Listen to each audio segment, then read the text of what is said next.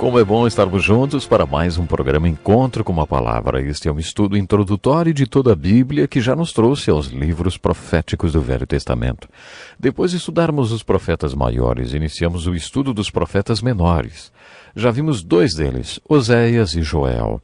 No programa de hoje vamos estudar o profeta Amós. Ele é o profeta menor preferido de muitas pessoas, porque quando foi chamado para ser profeta, ele era uma pessoa absolutamente comum.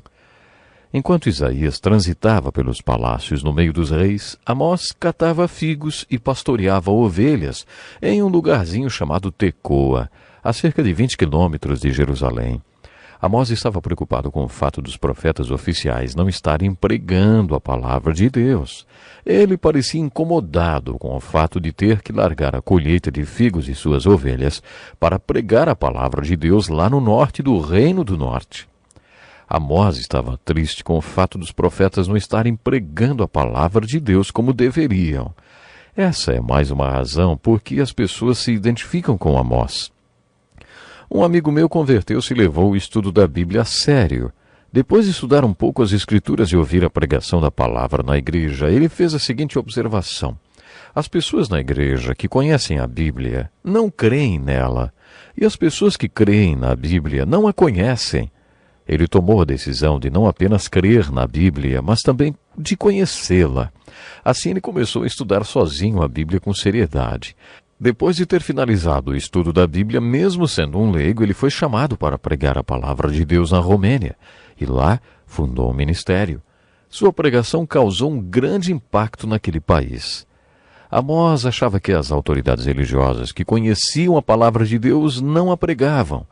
Ele sentiu o chamado de Deus sobre sua vida e estava determinado, sim, a pregar a palavra de Deus se as autoridades espirituais não o fizessem, mesmo não sendo profeta nem filho de profeta. Amós vivia em Judá, no Reino do Sul. No entanto, ele foi chamado por Deus para pregar para o Reino do Norte de Israel, antes que o cativeiro assírio viesse sobre eles. Mesmo sendo o Reino do Sul, Amós foi um dos dois únicos profetas comissionados para pregar para o Reino do Norte. O outro foi Oséias. Todos os outros profetas pregaram para o Reino do Sul, de Judá. No início do livro de Amós, encontramos um dado histórico muito preciso. Enquanto você estuda os profetas, tenha em mente a importância de observar quais eram os reis contemporâneos àquele profeta. Às vezes, dados como quando e para quem um profeta estava pregando são muito importantes para que entendamos melhor a pregação do profeta. Seguindo a orientação do Espírito Santo, vários desses livros apresentam em sua introdução dados históricos, como datas, local de pregação e público atingido por sua pregação. Esse tipo de informação serve para esclarecer melhor por que o profeta pregou aquela mensagem. Apesar desses dados serem importantes, devemos nos lembrar que o mais importante no estudo dos profetas é descobrir qual é a aplicação prática que podemos tirar daquela mensagem. Lembre-se sempre que o que você procura com a leitura dos profetas menores é uma aplicação pessoal para a sua vida. Lembre-se que os livros que passaram pelo cânon e hoje compõem a Bíblia foram escolhidos porque têm uma mensagem para nós. Através desse estudo você terá uma ideia da estrutura de cada livro, do contexto histórico e outros dados que o ajudarão a compreender melhor a mensagem do livro. O que você deve mesmo buscar com a leitura da Bíblia é uma mensagem para a sua vida. Ore pedindo a Deus que revele a você o que Ele tem a ensinar através de profetas como Amós. Quando estudamos o livro de Amós, observando as informações históricas do seu livro, descobrimos que ele foi mais um profeta que ministrou durante o reinado de Uzias. O rei Uzias do Reino do Sul estava relacionado com vários profetas. Isaías iniciou seu ministério no ano em que o rei Uzias morreu. Isso não quer dizer que Amós e Isaías tenham ministrado juntos. Na verdade, o ministério de Amós precedeu em alguns anos o de Isaías, no início do reinado de Uzias. Houve outros reis, como Jotão, que exercia a corregência junto a Uzias. Nos últimos anos do seu reinado, Uzias contraiu lepra. Tanto o reinado de Acás, o rei ímpio, como o de Ezequias, o rei bom, são citados durante o ministério de Amós. Outro detalhe sobre Amós é que ele começou a ter visões 2 anos antes de um terremoto. Esse terremoto foi tão forte que Zacarias chegou a mencioná-lo 200 anos depois. A citação de todos esses reis e do terremoto auxiliam os estudiosos a posicionar historicamente o ministério do profeta Amós. Com esses dados, concluímos que Amós provavelmente conheceu o profeta Oséias. Temos certeza que os dois são contemporâneos. Pode ser que Amós também tenha conhecido os profetas Jonas e Eliseu. Todos esses dados indicam que no final do ministério de Amós, Isaías e Miqueias eram meninos que devem ter ouvido sua pregação. Seria muito interessante estudar o contexto histórico em que Amós viveu e compará-lo com os dos outros profetas. Nos primeiros versículos do livro de Amós, lemos que ele ministrou durante o reinado de Uzias. Sabe, é importante ressaltar que nesse período Israel era militarmente muito forte e estava vivendo seu apogeu. Uzias foi um bom rei, ele fez um bom reinado e o povo de Israel estava usufruindo de grandes vitórias militares. Eles acreditavam que não havia nenhum inimigo nem ameaça para eles. Os tempos eram de prosperidade, não apenas militar, como também material. Amós menciona essa abundância. As casas de verão, as de inverno, a bela mobília, o rico vestuário, tudo Amós menciona. Essa é a ideia que se tem do Reino do Norte nos dias do profeta Amós. O povo de Deus nos Estados Unidos e em muitos países também usufrui de muita abundância e prosperidade. A mensagem de Amós tem uma aplicação especial para os crentes que estão vivendo sob essa condição. 50 anos depois do ministério de Amós, os assírios invadiram e conquistaram o Reino do Norte. Apesar do povo do Reino do Norte gozar de grande prosperidade nos tempos em que Amós pregou, sua destruição não estava longe de acontecer. Amós estava dizendo era verdade. Só que quando o povo do Reino do Norte ouvia Amós pregando, seus sermões pareceram um verdadeiro delírio. Amós foi um grande pregador. Todos os profetas foram pregadores notáveis. É muito gratificante estudar suas mensagens e ver como elas eram claras. Vimos isso com Oséias e observaremos o mesmo com Amós, principalmente porque Amós foi um simples pastor e colhedor de figos. A pregação de Amós era clara e bem direta. Nos capítulos 1 e 2, observamos que Amós usou de estratégia e diplomacia em sua pregação. Ele começou fazendo uma pregação que os israelitas queriam ouvir. Amós sempre dava as boas notícias primeiro e depois as más. Talvez você já tenha ouvido falar das galés romanas. Durante o Império Romano, eles usavam esses navios de escravos. Alguém batia um ritmo com uma marreta e os escravos tinham que remar no mesmo ritmo. Numa manhã, o capitão do navio disse aos remadores: "Olha, eu tenho uma boa e uma má notícia para vocês.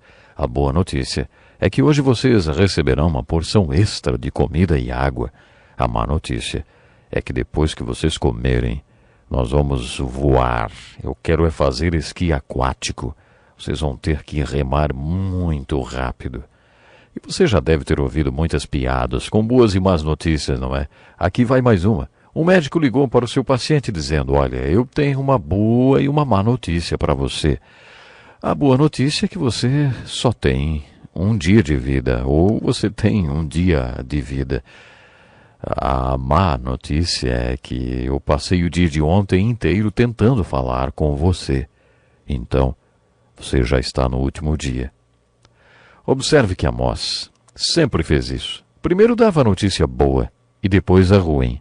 Parece que Amós gostava de preparar seus ouvintes para as más notícias. Primeiro ele chamava a atenção deles com uma boa notícia e depois ele despejava a má neles. Nos 2 primeiros capítulos, Amós dá uma boa notícia dizendo que as nações que eram odiadas por Judá, inimigos deles, seriam julgadas por Deus. Amós cita 3 nações, uma a uma. Ele anunciou que o julgamento de Deus viria sobre os inimigos deles. Quando Amós citou as nações sobre as quais viria o julgamento de Deus, o povo recebeu muito bem sua mensagem. Como foi bom para eles ouvirem que o julgamento de Deus viria sobre seus inimigos. Mas depois que Amós conseguiu atrair a atenção deles para sua mensagem, sua pregação foi a seguinte: "Por 3 transgressões de Judá, e ainda mais por 4, não anularei o castigo.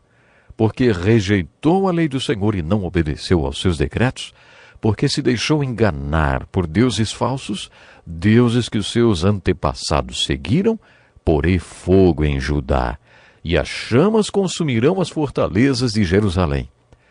Essa parte da mensagem de Amós referia-se ao reino do sul de Israel. Mas depois ele passa a pregar sobre o reino do norte. Assim diz o Senhor: por 3 transgressões de Israel, e ainda mais por 4, não anularei o castigo. Vendem por prata o justo e por um par de sandálias o pobre. Pisam a cabeça dos necessitados como pisam o pó da terra, e negam justiça ao oprimido.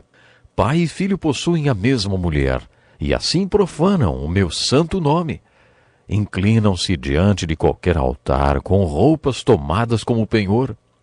No templo do seu Deus bebem vinho recebido como multa. Mas vocês fizeram os nazireus beber vinho e ordenaram aos profetas que não profetizassem. Agora, então, eu os amassarei como uma carroça amassa a terra, quando carrega o trigo. O ágil não escapará, o forte não reunirá suas forças, e o guerreiro não salvará sua vida. O arqueiro não manterá sua posição, o que corre não se livrará, e o cavaleiro não salvará a própria vida. Até mesmo os guerreiros mais corajosos fugirão nus naquele dia, declara o Senhor. Quando Amós pregou sua mensagem para o reino do norte, Israel, o povo deve tê-la ridicularizado, porque ele estava profetizando a derrota deles pelos assírios. Amós mencionou especialistas de guerra, como o arqueiro, o cavaleiro e o guerreiro, que eram o ponto forte do exército do rei Uzias. Entretanto, 50 anos depois, todas suas profecias se cumpriram. O povo do Reino do Norte foi derrotado, justamente naquelas áreas militares onde eles eram especialistas. Mas infelizmente o meu tempo hoje acabou. Antes de terminar, quero lhe dizer o seguinte: a razão pela qual esses profetas que escreveram esses livros do Velho Testamento, que ainda hoje estão entre nós através dos seus escritos, e são respeitados, é porque as profecias deles se cumpriram todas, tornaram-se realidade. Isso nos convence de que os escritos do Velho Testamento são milagres sobrenaturais. Até o próximo programa.